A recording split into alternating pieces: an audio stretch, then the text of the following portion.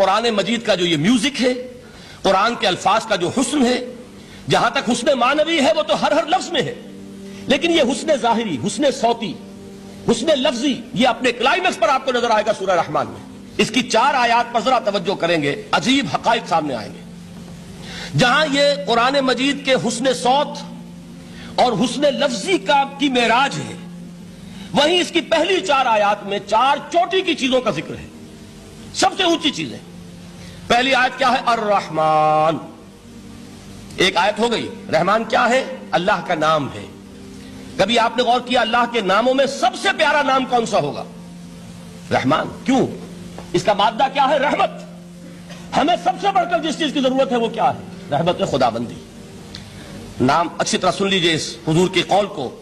حضور فرماتے کوئی شخص جنت میں مجرد اپنے عمل کی بنیاد پر داخل نہیں ہو سکے گا جب تک کہ رحمت خداوندی دستگیری نہ کرے۔ کسی صحابی نے بڑی ہمت اور جرأت کا ثبوت دیا کہ پوچھ لیا کیا حضور آپ بھی؟ جب آپ نے فرمایا کوئی شخص داخل نہیں ہو سکتا جنت میں محض اپنے عمل کی بنیاد پر جب تک کہ رحمت خداوندی جو ہے وہ دستگیری نہ فرمائے۔ پوچھا گیا کیا آپ بھی؟ آپ نے فرمایا ہاں میں بھی۔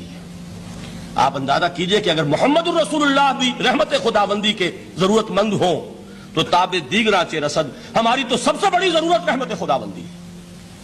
اب یہ رحمت جو ہے قرآن مجید میں اللہ تعالیٰ کی یہ شان 2 الفاظ کے ذریعے سے آتی ہے، رحیم اور رحمان۔ اور کوئی مادہ نہیں ہے جس سے 2 نام بنتے ہوں اللہ کے، لیکن یہ مادہ ہے واحد رحمت کا کہ جس سے رحمان بھی ہے رحیم بھی ہے۔ رحیم صفت مشبہ ہے، رحمت دائم ہو جائے گی، مستقل ہوگی تو رحیم کہیں گے۔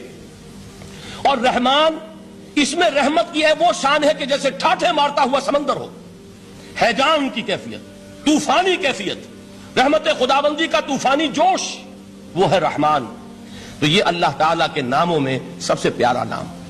اب آگے چلیے، الرحمن علم القرآن، رحمان نے قرآن سکھایا۔ رحمت خداوندی کا سب سے بڑا مظہر، رحمان کی رحمانیت کا سب سے بڑا مظہر قرآن ہے۔ ان میں جو منطقی ربط ہے اس کو سمجھتے جائیے۔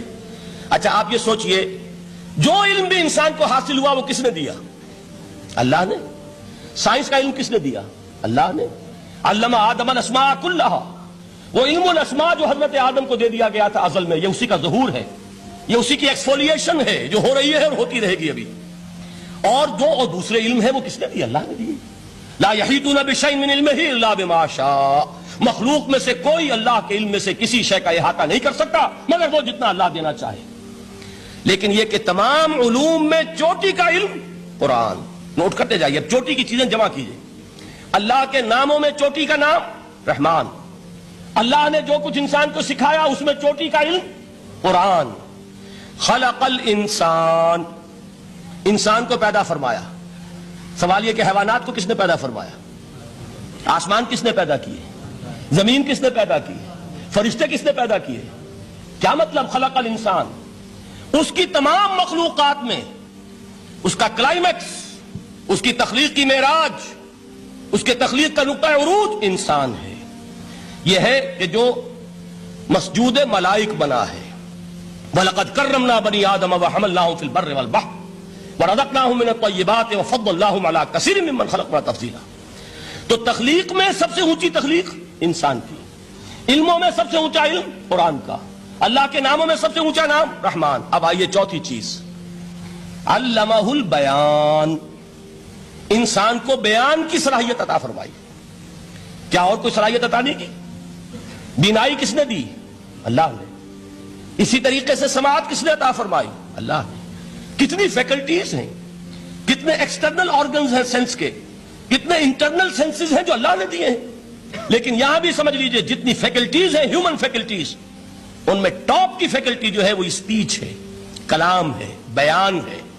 جن لوگوں نے میڈیکل سائنس کا مطالعہ کیا ہے وہ جانتے ہیں کہ یہ برین ہے، ہیومن برین، اس برین میں جو وہ اوپر ایک زرد سا مادہ ہوتا ہے، گرے میٹر، اس کی ایک کوٹنگ ہوتی ہے، یہ ہائیسٹ ایوالوڈ فارم ہے، اور اس میں سب سے بڑا رقبہ جو ہے وہ اسپیچ سینٹر کہلاتا ہے۔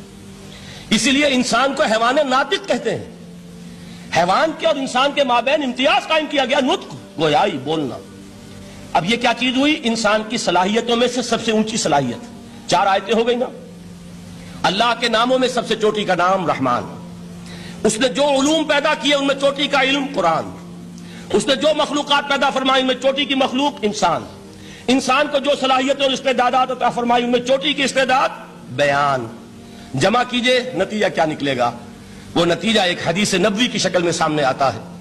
پہلی حدیث میں نے یہی پڑھی تھی، اس کے راوی کون ہے؟ عثمان ابن عفان۔ میں حیران ہوتا ہوں، وہ قافیہ یہاں بھی موجود ہے، رحمان، قرآن، بیان، انسان، عثمان، عفان، باپ کا نام بھی اسی وزن پر ہے، عثمان ابن عفان۔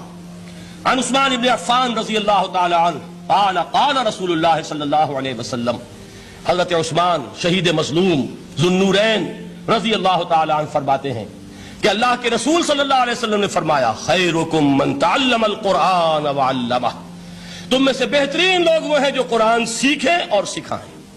قوت بیان جو تمہاری ٹاپ فیکلٹی ہے، اس کا استعمال کسی گھٹیا کام کے لیے نہیں ہونا چاہیے۔